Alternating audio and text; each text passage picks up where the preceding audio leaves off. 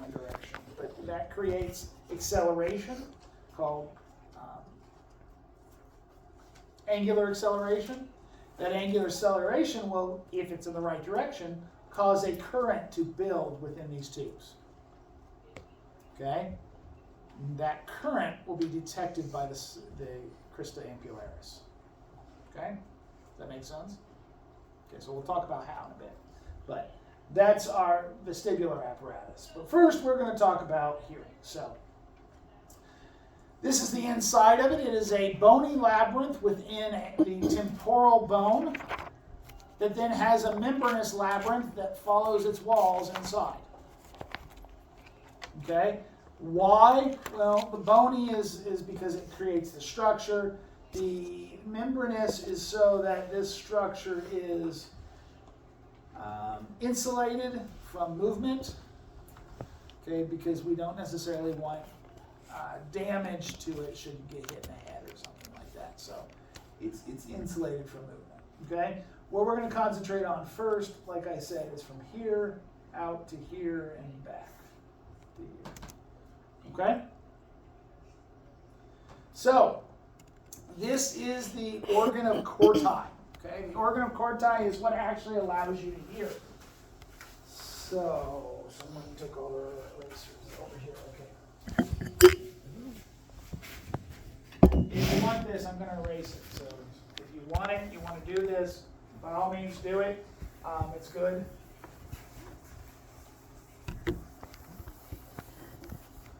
Okay. So if we take a look at the cochlea, it is basically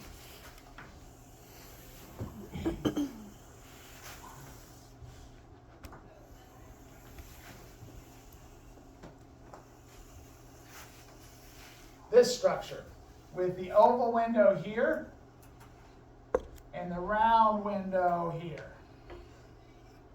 Okay, this is the scala vestibuli, and this is the scala tympani. This middle thing is the cochlear duct.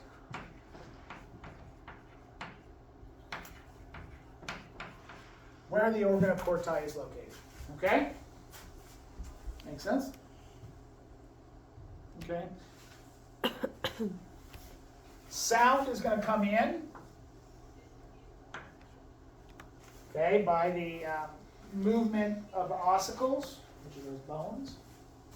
Okay? It's going to be transmitted into this perilymph as a pressure wave, which is just the wave. Okay? And as it goes, it'll go down here. It'll cross at some point, come back, hit the round window, and be absorbed. Okay, now you might look at that and say, well, hold on. How the hell does it do a U-turn? Right? You remember, it is spiraled. So U-turn is not a U-turn. It is always trying to go across, and it finally gets to when it crosses the right spot. Okay? Does that make sense?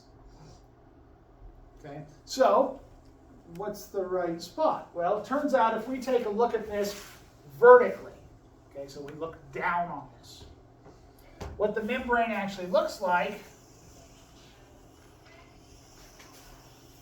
is this.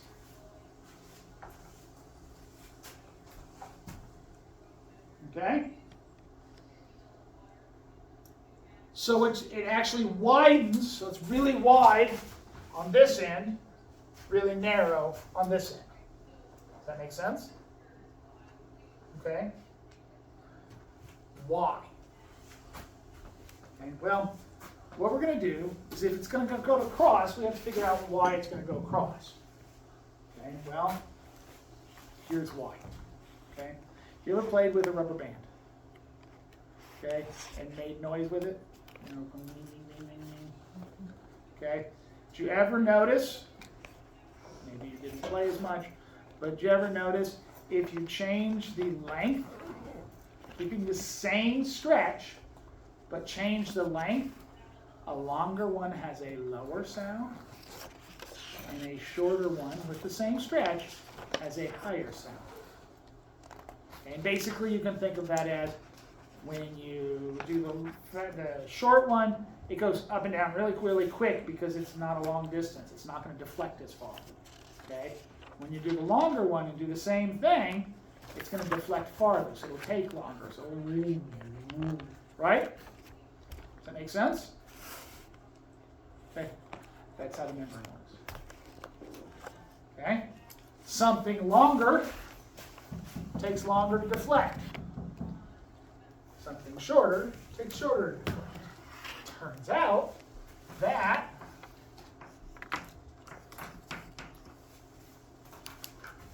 can be quantified as your hearing level. You can hear as high as 20,000 hertz or as low as 20 hertz. Okay? Remember, verbal sound, okay, talking, it's usually in that 1,000 range. Okay? But the lower it is, think James Earl Jones. You guys know who James Earl Jones is still? Just had to make sure. Okay? The higher range, think Mickey Mouse. I'm assuming you know who Mickey Mouse is. Okay? Does that make sense? Okay? And all it is the width of that membrane. When it finds the right width, it will cross. Okay? So everybody get that idea? Pretty easy? Kind of cool? I think it's pretty cool. And now, let's talk about what it does when it crosses. Okay? So, inside, you have this organ of Corti. Okay? It's right here. Okay? The organ of Corti has a tectoral membrane. This is a light blue thing. You can see it here. Okay? Which is stable. It does not move. Okay? By doesn't move, I mean does not move with vibration. Okay? Does that make sense? It's kind of made out of cartilage stuff. Okay? Whereas the basilar membrane, which is the bottom membrane here, is just tissue, connective tissue type stuff, which will deflect with the movement of the wave. Okay, so what's that mean? When it crosses this membrane will wiggle. Okay? Well, the problem is you have all these hair cells, and these hair cells have hairs embedded in the tectoral membrane. Okay? And when hair cell, okay, does that make sense? Tectoral membrane. Okay? When those hairs are embedded in there and the basilar membrane starts to move, it's hard to hold my left hand perfectly still. Okay? The hairs will flex, right?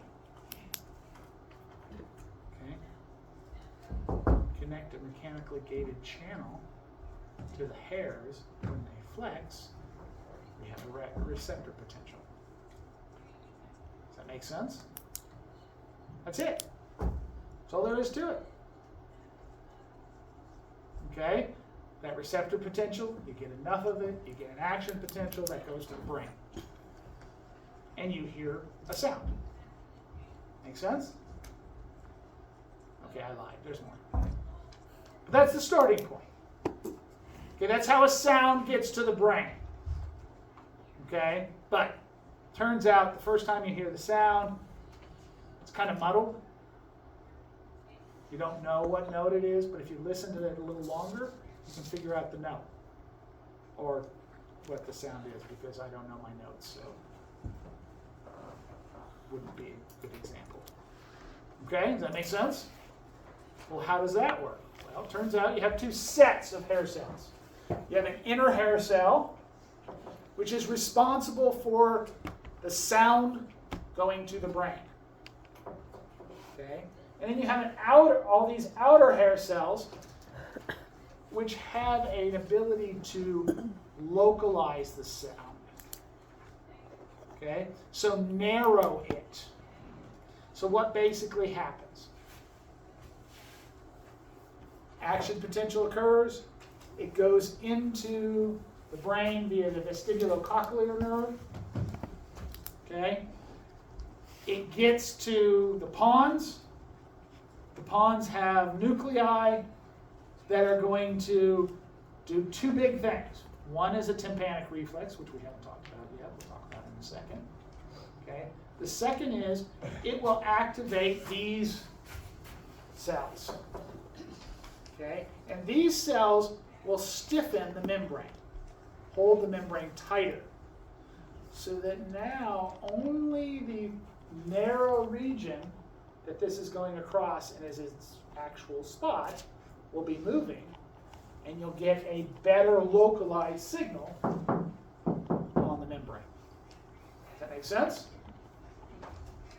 Okay, in that way, you will be able to figure out the actual sound where it is.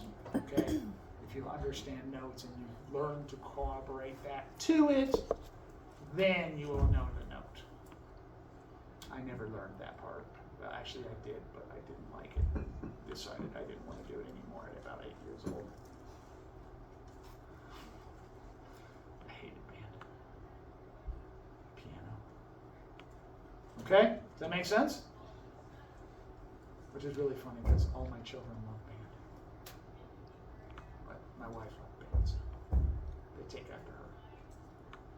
Okay? Does everybody get the idea? Okay, so now let's go back. I mentioned something about a tympanic reflex. Okay. Has anybody ever shot a gun? Okay, yeah. The only one who lifted your hand. Everybody else just shook their hands. Well, thank you. So when you ever shoot a gun, say you go to a shooting range or just shooting it outdoors, did you ever notice that the whole world goes quiet right before you pull the trigger? Anyone? Did you ever notice that? Did you ever wonder why? It's not like the outdoor environment went shh, shh, shh. In other words, it's not like golf. Okay? Instead, what happens is you have muscles that are connected to the ossicles. The two muscles are the tensor tympani and the stapedius. When they contract, they stop, or let's say limit, the movement of the ossicles. If you limit the movement of the ossicles, then you don't transmit the sound to the oval window as well, which means you're not going to have as big of waves, and therefore you're not going to have as big of action potentials. Does that make sense? Okay, now here's the bad part. The sound getting to your brain, getting to the pons, action potential getting there, and then coming back to activate the tensor tympani and the stapedius muscle takes about 200 milliseconds. Okay? Which is pretty fast. Okay? But if you don't know the sound is coming, in the case of shooting the gun, you knew the sound was coming. Okay, so you contracted them totally subconsciously. Okay, before you shot the gun. Does that make sense? Okay, if you don't know the sound is coming, then there's a 200 millisecond delay. And that 200 millisecond delay, those hair cells will be damaged, or can be damaged. Does that make sense? That's the danger with loud noises. Okay? I'm sure your mom has told you to turn down your stereo or something like that. Okay? She said, because it'll hurt your ears. She's wrong. Now, If she told you because you're a dumbass because you can't hear the music as well, she was right. Okay? You're turning your stereo way up, you're causing your tensor tympani and stapedius to contract. And then you lose all the sound. That's the reason why you have to turn it up more. Okay? So that guy who's going down the road and his car's bouncing, he can't hear the damn thing. Okay? Makes sense? Okay. That's my old man's comments for you. Okay, so here are the hair cells. Okay, and literally, I don't have the slide in. I have a slide that shows them broken. But if you get, it happens. It has to happen a couple times. It's not one time. Okay, but if you get lots of loud noises in the same region, okay, so the same note, what will happen is it'll start shearing off these hairs. And so you'll all of a sudden, it won't be this pretty, nice, organized hair. Instead, it'll be missing, okay, and they don't grow back. Okay, so as it goes, they'll go away, and you won't be able to hear in that area anymore. Okay? Okay, so that's what all that says, other than it tells you that the difference between the tympanic membrane and the oval window is about an 18-fold difference. What that does is it allows the ossicles to transmit it to a much smaller surface, which is really important because you're going from air to a fluid. So to create the waves in the fluid, we're going to need a lot more pressure. Okay, not a problem. That's what we have. But that also sets up the ability to dampen sound by allowing you to contract the stapedius and the tensor tympani, okay, either prior to or soon after the start of the sound. Does that make sense? Oops. This just tells you basically what I showed you over here, just with funky looking illustrations. This tells you as the hairs move, they open channels. There is something neat on this that I will point to, but I don't expect you to know, and I don't really want you to know. But it turns out that these are screwy in that they actually keep potassium out of the cell. And they actually allow potassium to come in as their depolarization. So a little screwy, but that's okay. You don't need to know that. It's just kind of an interesting fact. Oops. Okay, sensory, the coding, okay, the number of action potentials you create is directly proportional to the loudness of the sound, okay, or the amplitude of the waves. Okay, so something loud will produce more action potentials going to the brain. Something quiet will produce fewer action potentials. And that's how your brain knows volume. Pitch, or the note, is determined by where it goes across the membrane.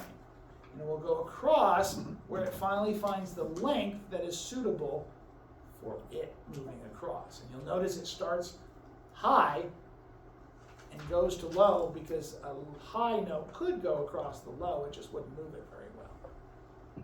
Okay, so it starts high because the low note cannot fit across the high. Kind of cool? Okay? And there's their picture of it. A little prettier in color.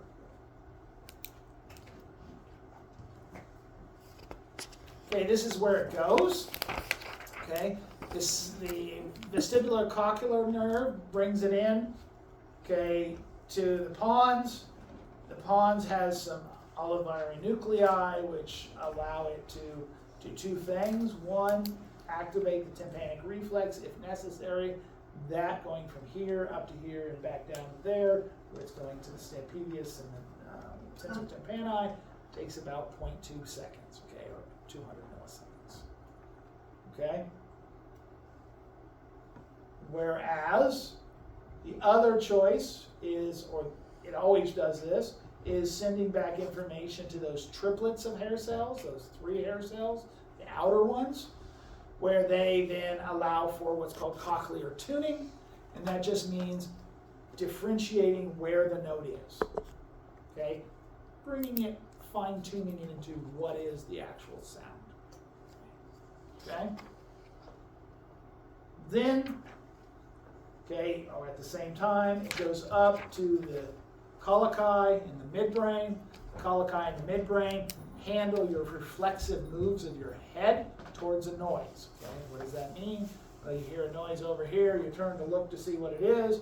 You did that because the coloci said, move your head in that direction.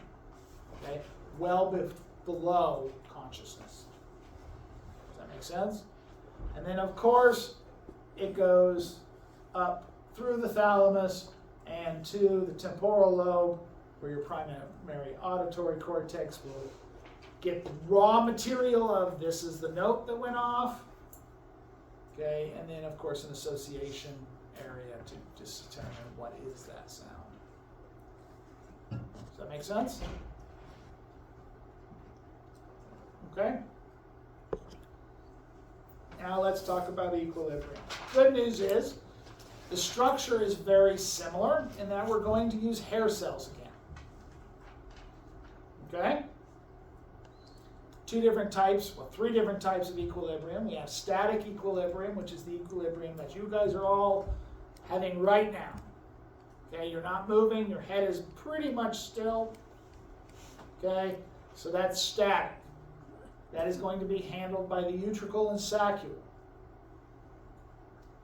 Okay, there is also dynamic equilibrium, which means equilibrium of movement. Okay, and there are 2 different types. There are linear, which means we're going in a straight line. That's handled by the utricle and saccule. And then there is angular. Okay, angular means we're doing some sort of turn. Doesn't have to be a lot of turn, just some turn. Okay, that'll be handled by the semicircular canals. Okay, so everybody get the idea? Okay, so let's talk about what's happening in these. Okay, so the organ, that receptor organ within the utricle and saccule is called a macula. Okay, it's usually called a macula densa, but they have broken it up into the 2 organs for each one: macula sacculi and macula utriculi. Okay, what you have here is a bunch of hair cells that are sticking up into a thing of jello. It's not truly jello, but it is a polymerized membrane. Okay? But you can think of it as jello. Okay? What happens if you take jello and you turn it at an angle? What happens to the jello, assuming it's not sliding?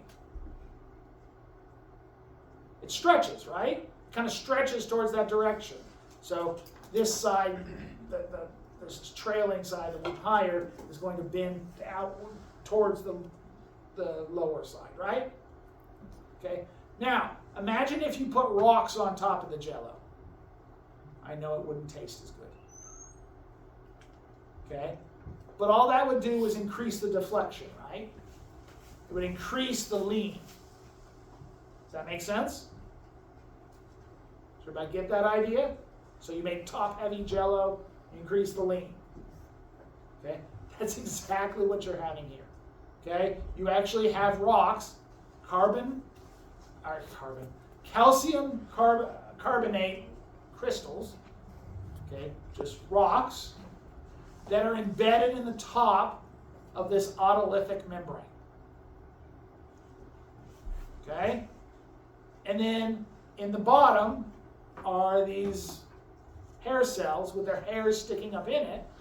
When it stretches, because of movement, okay, or directionality, okay, you get movement of the hair cells, which then opens membrane channels, which then causes a receptor potential and eventually an action potential and goes to the brain.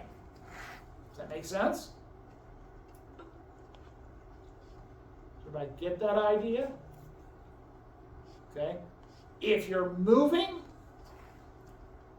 the jello is going to stretch backwards, right? Okay. So that's how it works. It's pretty easy.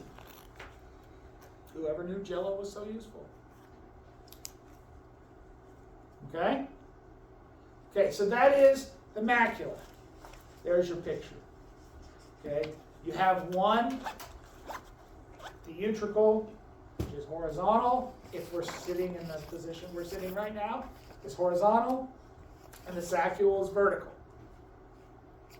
In the other ear, it's the same, just different one direction, right? Okay? If you lean your head, you're going to have a different signal.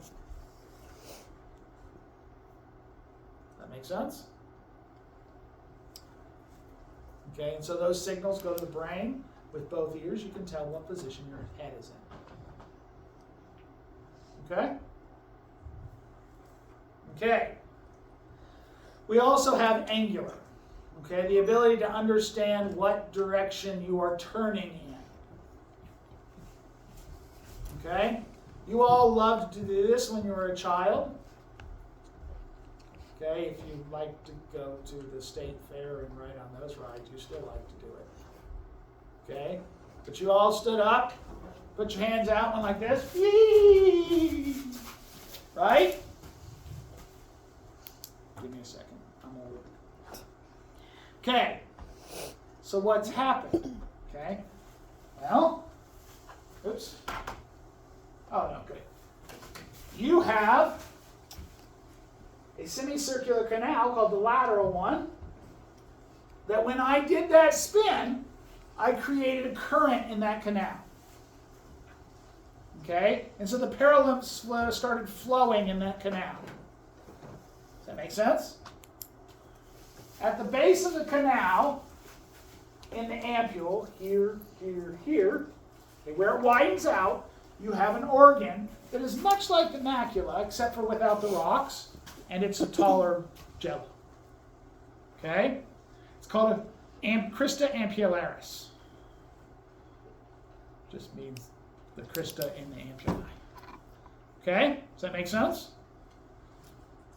It is hair cells embedded in jello that's tall, which acts as a sail. So when the fluid starts to flow, it bends the sail, which bends the hair cells, and now I get information in my brain saying, hey, I'm moving, turning in this plane. Does that make sense? You have one plane that is horizontal, one plane that is vertical and forward. So that would be going crazy with things like somersaults. Okay, and one that's vertical and sideways. That would be going funny with cartwheels. Does that make sense? Okay. You'll notice when you get done spinning, it takes you a second to recover. The reason that is because your utricle and saccule recover pretty quickly, and they know that you're not spinning around, you're not moving. Your eyes tell you you aren't moving, but that current's still going around there. And your semicircular canal is saying, no, you're wrong, I'm going around. Okay? Any conflicting signals you experience as vertigo, dizziness. Okay? That makes sense? So that's your brain saying, whoa, wait a second. One thing says I'm doing one thing, the other thing says I'm not. Which one of you is right? I don't know. Let's make you sick feeling. Okay? Makes sense? The reason I say the state fair, people who like the state fair, is because the state fair has rides now that intentionally, when we took my kids the last time, we bought them one of those wrist bracelets that they can go ride as many times as they want. And my wife and I sat there and watched, and I'm sitting there going, holy shit, that's actually spinning in 3 different rotational planes. That's horrible. It's just wrong. But it's intentionally hitting all 3 planes, which screws up your balance completely. What's the difference in vertigo and dizziness? And like what? Vertigo and dizziness. So let's talk about sight. Okay, so first off, light is just an electromagnetic wave. Okay, we see between 400 nanometers and 700 nanometers. 400 nanometers is violet. 700 nanometers is red. Okay, so all our color spectrum are within those.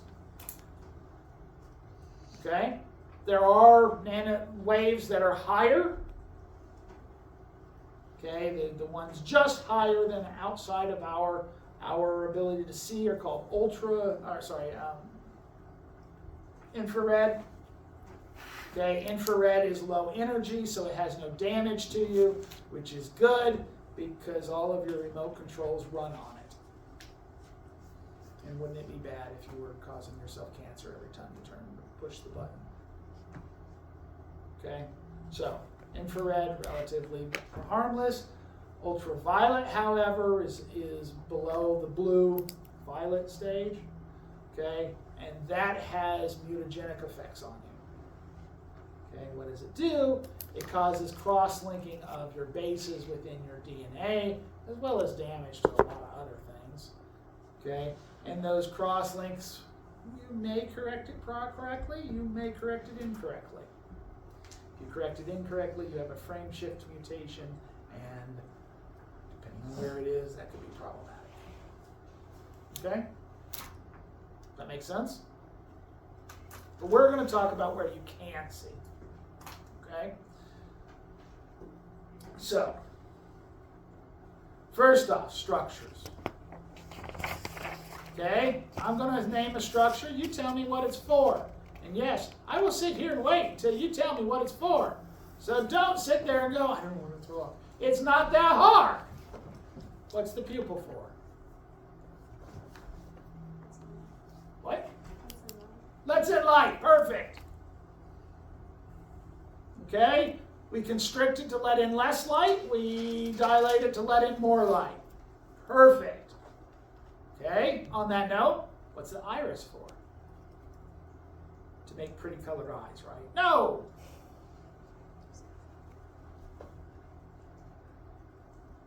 Anyone?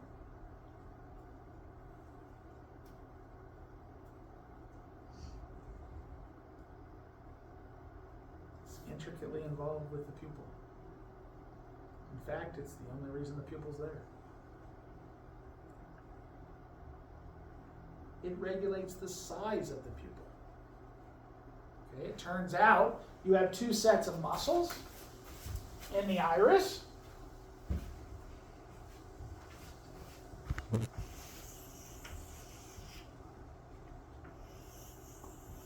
That's a really off-center pupil, but that's okay, we don't care. Okay? You have muscles that are like this. Okay? And if a muscle is circular, when it contracts, what happens to it? Smaller circle, right? Hence, constriction. Those are controlled by the parasympathetic nervous system. You don't need to know that until the Tuesday after Thanksgiving, but it really wasn't that hard. Okay? Make sense? Okay, the other muscles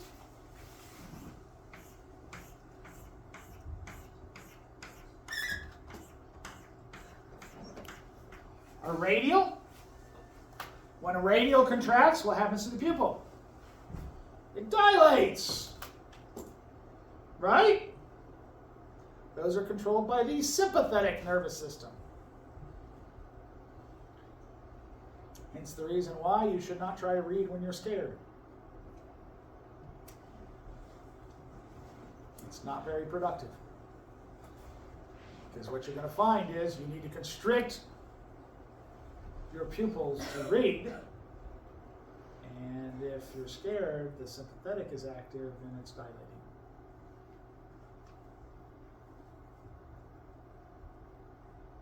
Okay? Okay? What's the white stuff for? What's it called? What was it? Close. Sclera. Sclera. Yeah, it's kind of a funny set of yeah. SCL. Sclera. Okay? It is a tough fibrous coating that is to keep your eyeball intact. Keep your eyeball from popping. Okay, those of you who played with the eyeballs in lab and actually did the dissection would have noticed that it was hard to pop that thing. It wasn't an easy pop. Okay? Okay, what's the clear part, which I can't really point to on this, but what's the clear part over top of the iris and the pupil that's connected to the sclera? Cornea, yeah. Cornea is our major bender of light. I'll show you why later. I know you all want it to be the lens, but it's not. Okay? Okay? What are palpebra, or otherwise known as eyelids, for?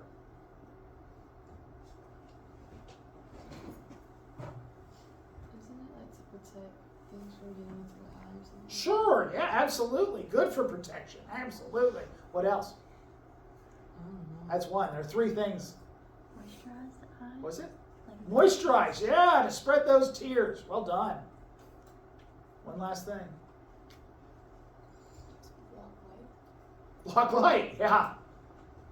Isn't that wonderful for sleeping?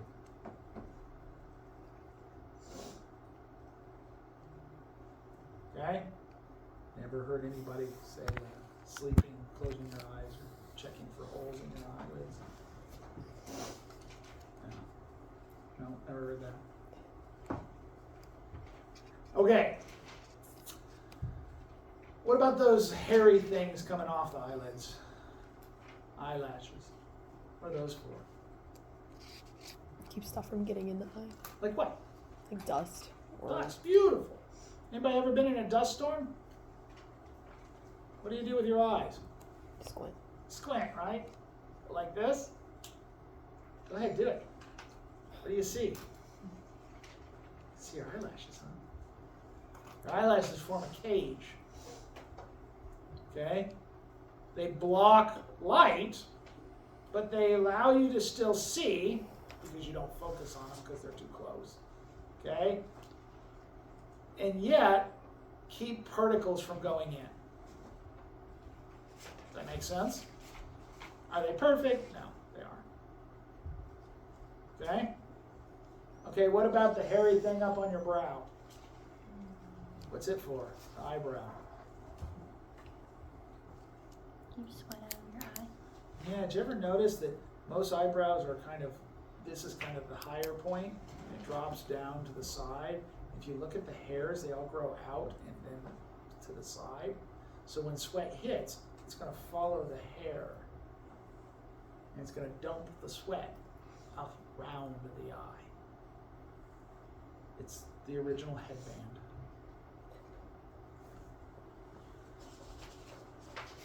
Groucho Marx really had good sweat protection.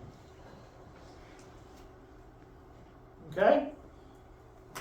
Okay. Same thing, but now we're looking inside. Okay? From the side. We have that cornea, like we said. We then have this layer here. turns out this layer is called the conjunctiva, okay? And it is a continuous layer between the palpebra and the sclera. It does not go over the cornea, okay? But it goes on the sclera, and it is continuous, so there is no break in it. Have you heard of conjunctiva? Why have you heard of conjunctiva? Pink eye, conjunctivitis. Yup. If you get a nice, I don't know, cold, and you go, what you've just done is shove the bacteria or virus into your eye.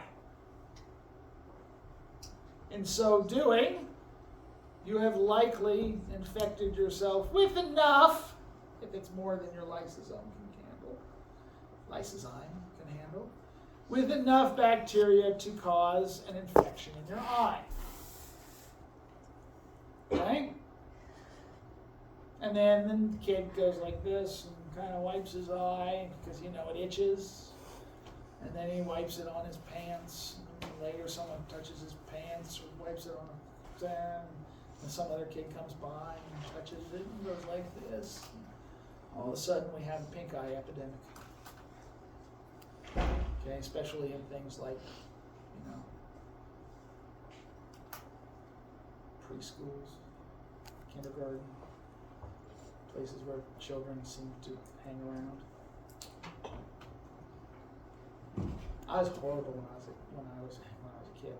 I get pink eye like it's, I don't know, I guess I like to shove snot in my eye. But I get pink eye. And when I was in grad school, I learned how to get rid of pink eye without ever having to go to the doctor and get antibiotics. It's a horrible thing. I work at a daycare. Can you relay that information? I I've can had tell you pink right eye now. twice. Okay, but you don't want to do it.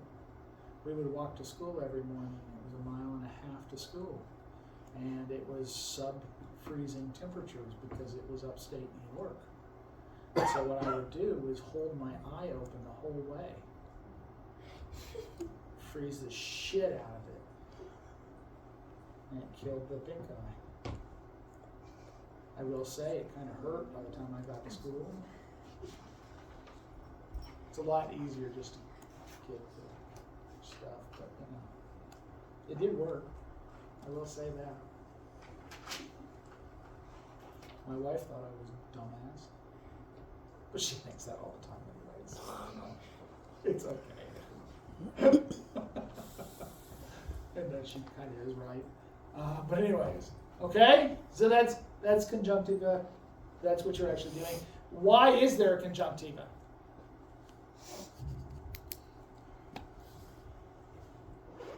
Anyone?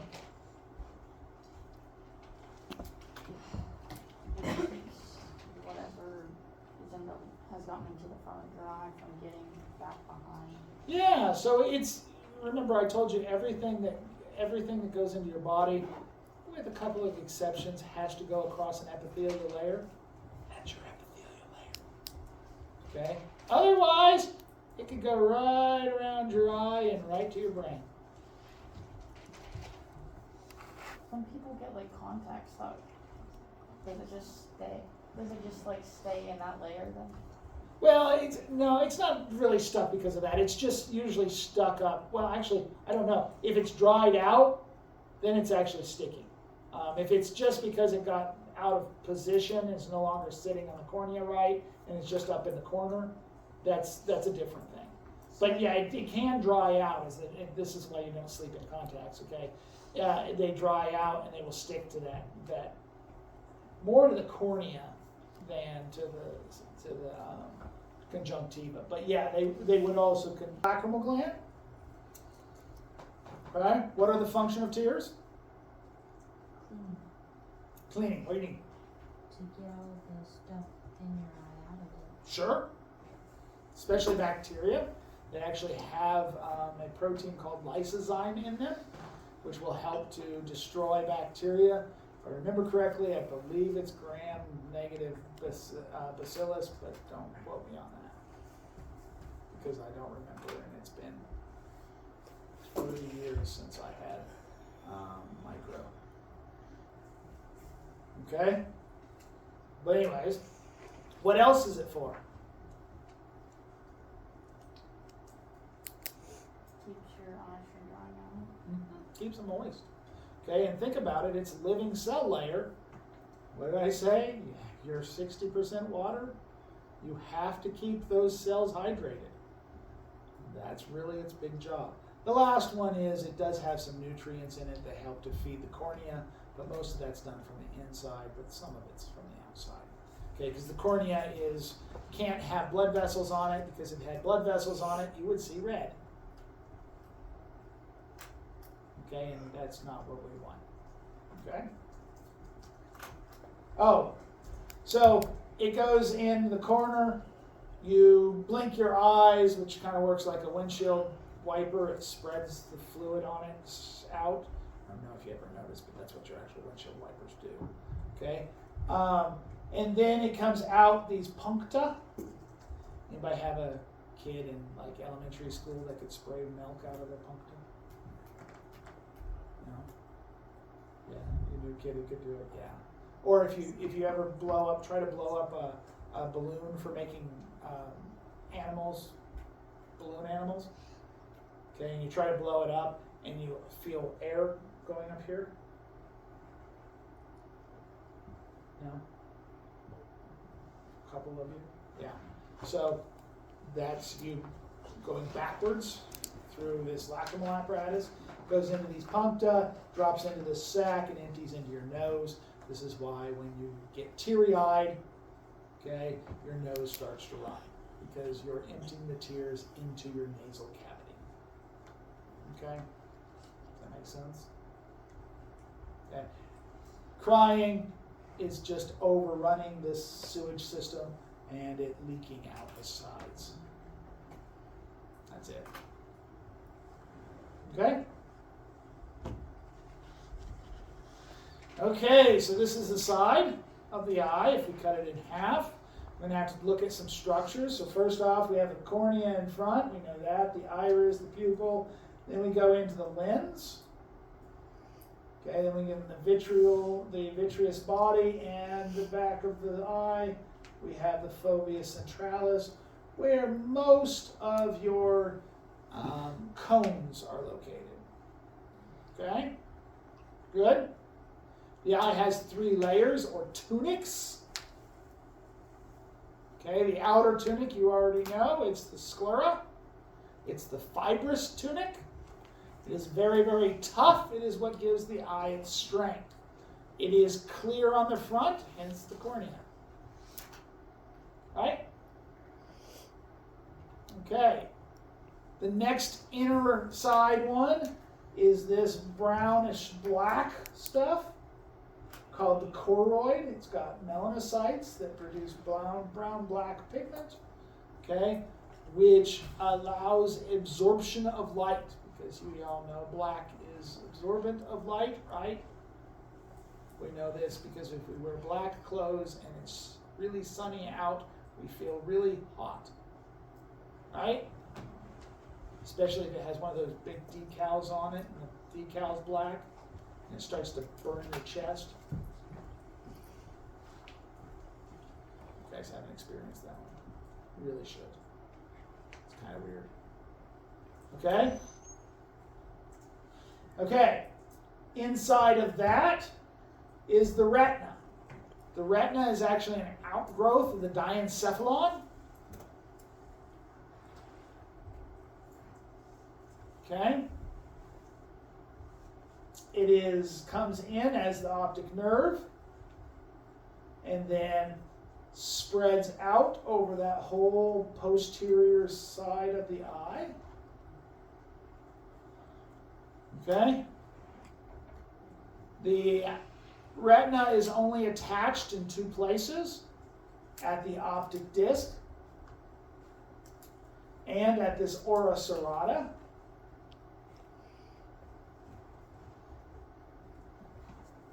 Okay? If the retina gets torn, the vitreous body will begin to ooze behind it. It's a jelly-like substance. So as it oozes behind it, it'll pull the retina away from the back of the eye. That is called a detached retina. The dangers with that is twofold. One, the initial will be a out of focus region in the eye. Why? Because the retina has to be at the right curvature for it to receive the light. Okay? If one part of it is out of that curvature, then that part will be out of focus. Problem is, that's going to probably be in the night, because unless it happens at the fovea centralis, then you're not going to notice during the daytime. Does that make sense? Okay. On top of that, if you start moving the retina around, you start to kink blood vessels. Once you start to kink blood vessels, you now don't have blood flow to all parts of the retina, which means damage to the retina, eventually death to that part of the retina, which means you have a blind spot there because there are no receptors. Does that make sense? And eventually that will turn into usually full blindness. Okay? Hence the reason why your eye doctor looks in there looking for any tears. Okay? Or may take a picture of your eye looking for tears. They're looking to see if that retina is pulled off of the back. Okay?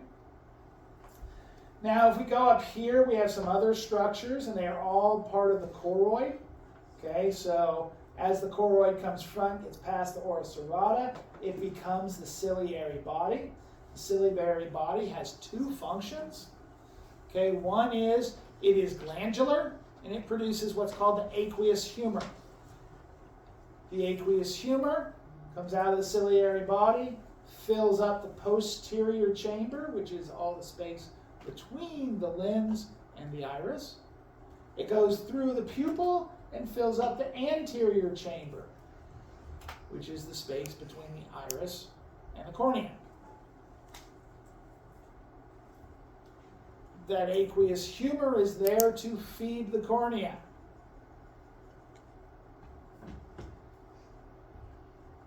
Okay? The other function of the ciliary body is it is a muscle.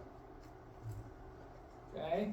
If it contracts, it gets smaller, which releases the pressure on the lens, and the lens will return to its favored shape, because it's elastic, a sphere.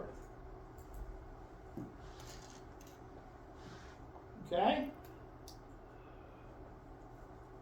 When the muscle relaxes, it is pushed back to its normal position by the pressures around it, which then pulls on the lens, which changes the lens into what's called an M&M shape. And by that I mean the original M&Ms, not peanut. Okay? Does that make sense? Okay. Farther forward, oh man, this thing is dead again. Farther forward from the ciliary body, we have the colored part of your eyes, which we've already talked about, is the iris, and controls the size of the pupil.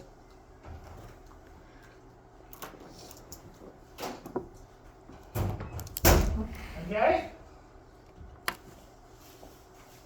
Back to the aqueous humor. The aqueous humor is produced by that ciliary body, goes out through the pupil and gets drained in the limbus, and what they're calling the scleral venous sinus. I don't like that name. I personally like the one that was original, which is the canal of Schlemm. Why? Because canal of Schlemm is fun to say.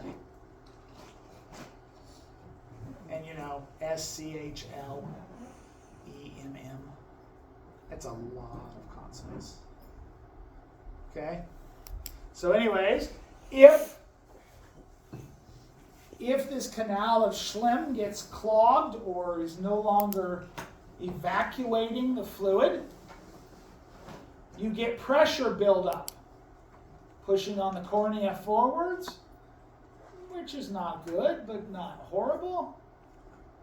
More importantly, pushing on the lens backwards, pushing into the vitreous humor, which then pushes into the retina, which then eventually causes lack of blood flow to the retina, which leads to dead retinas and blindness. Anybody know the name of that? You know? What was it? That's it, glaucoma. That's what happens in glaucoma. Okay, if you go to the eye doctor, they will do one of two things depending on how old school they are. They will either take an instrument and push on your cornea, and it measures the tension of the cornea, which tells them the pressure, or they will have one of the newer fangled things that puffs a little bit of air onto your cornea, and they can measure the deflection of the cornea, which tells them the pressure behind it. Okay? What they're looking for is whether pressure is built up. Okay? Here's a lens. Okay, an EM of a lens with all of the suspensory ligaments that go to that ciliary body. Just fun to see. A good optometrist or ophthalmologist, okay, can look into your eye and tell what your prescription is without all the fancy equipment, just using the ophthalmoscope. It's actually not a very hard concept, though you have to have used it a hell of a lot to figure out how to do it. Okay, but basically the idea is, if you know the distance from the ophthalmoscope to the eye, if you're focusing on the retina and it's clear, and you know the proper distance, that tells you the prescription, okay, because it's just a magnification set. Whereas if it's not, and you have to change the magnification on the ophthalmoscope, then you will end up having to get them glasses to make up for that difference in focus. Pretty easy concept, okay? Most people can't do it. Usually pediatric ophthalmologists and optometrists are going to be far better at it. Why? Because kids don't do what you want them to do. So they have to learn to be able to do it with just that, because a kid's okay with you looking at their eye, but hook them into an instrument that's going to hold their head there, and they're going to be pissed off. Okay? Does that make sense? I used to work at NSU, which had an optometry school at it, and the optometrist that I did cadaver anatomy with, he was really good, and he showed me how to do it. I still can't do it, but I can see the. Okay, so we're going to talk about a little physics. We're going to make this a really little physics. Okay? So, we're going to talk about bending light. Okay, so refraction. So basically, I'm going to make this as simple as possible. If a light ray is coming and it hits perpendicular through the glass to the surface, it won't change. It will go straight. Okay? But if it comes in at an angle, it will refract. That's a fancy name for bend. That's it. Okay? Does everybody get that? Its refraction is really an important part of two things. One, the angle it's coming in at. Okay? And two, the difference in the refractive index of where it's coming from and where it's going to. Does that make sense? Okay, so bending will be greater when there's a greater change in refractive index. Okay? So up there are all the lists of the refractive index. You will notice that air is at 1.0. Why is air at 1.0? Because it's a relative scale. Okay? So air is at 1.0, the cornea is at 1.38, the aqueous humor and vitreous humor are 1.33, and if I remember correctly, the lens is 1.4. Okay? So, here's your big question. Is the difference from the air to the cornea greater than the difference from the aqueous humor to the lens? 1.0 to 1.38 versus 1.33 to 1.4. Which one's greater? This is really not a hard question. Air to the cornea. Air to the cornea, right? So your greatest bending of the light will be at the cornea. Right? Everybody get that? Even though you want it to be at the lens because you all thought the lens was what bent the light. Right? Okay, it's okay. It does. Okay? But the lens uses something different. Okay? Where the cornea doesn't change its angle ever. Okay? It uses that diffraction to create the bend. The lens has the ability to change the angle. Okay? It can be a relatively flat surface in the case of the M&M, or it can be a relatively spherical or angled surface in the case of the sphere. Does that make sense? Okay, so now we have to talk about light. If I'm looking at something in the distance, what is the position or the angle of the light coming to my eye? Ooh. Well, let's ask it this way. Okay? If we had something 20, 30 feet off, okay? Can you draw an angled line, one that goes off of that thing to my eye very easily? You know, one that doesn't go exactly straight. No, right? Because if you just get off a little bit of an angle, it's going to miss my head completely, let alone my eye. Right? So at distance, I don't want to bend at the lens because it's coming in straight. Okay? Whereas when it's close, now there's lots, I'm looking at something right here, now there's lots of rays that are at angles that can hit my eye. Okay? So I need a round lens which bends it more in. Does that make sense? Okay? You have some other things that go with it. Okay? Emmetropia is distance. We don't worry about distance. It's kind of the norm. Okay? Things that are close, we have three things that have to happen. One, the eyes cross. They don't truly cross. They just go closer together. Okay? Why? Because the object's there. Okay? And my eyes are looking both straight, then I'm missing the object. So, turn the eyes a bit, and now I can see the object, right? Okay, so the eyes converge. Okay, 2, the pupil constricts. Why? Because if I'm looking at something here, I get a lot more light off of it that is going into my eye than if I'm looking at something out there. Why? Because I only get the straight rays here. I get lots more here. Okay? So, constrict the pupil so that less light is going in. And finally, the lens gets round.